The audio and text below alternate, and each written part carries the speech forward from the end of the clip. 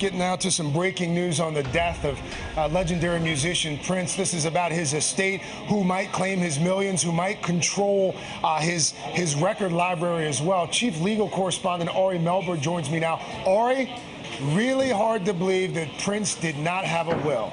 It is hard to believe, and yet that is what we can say at this hour with some breaking news here. His sister, Tyka Nelson, is asserting in court. I will read it to you. She says, quote, "I do not know of the existence of a will and have no reason to believe that the decedent executed testamentary documents in any form." In other words, Prince's only biological full sibling, his sister, saying in court today, we just got the documents, that she believes there's no will, and thus asking a court to basically appoint someone to help deal with this. And under Minnesota law, if, and a big if, there is no will, then those materials, his assets, the rights to his music, a fortune that's estimated in the tens of millions of dollars, if not more, Craig, all would be potentially handed out to those surviving siblings. Indeed, in the documents, which I just got a hold of and reviewed, they list many of these people. Most of them are what are called, of course, half-siblings, half-brother or sister. John Nelson, Noreen Nelson, Sharon Nelson. We can tell you, of course, Prince does not have a surviving spouse,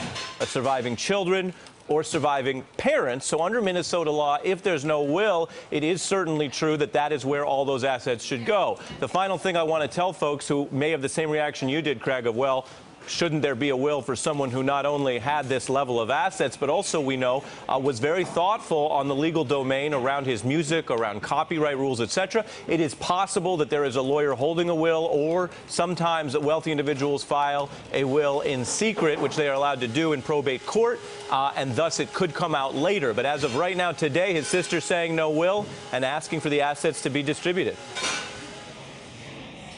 Our chief legal correspondent, Ari Melber. Ari, thank you, sir. Hey there, I'm Chris Hayes from MSNBC. Thanks for watching MSNBC on YouTube. If you want to keep up to date with the videos we're putting out, you can click subscribe just below me, or click over on this list to see lots of other great videos.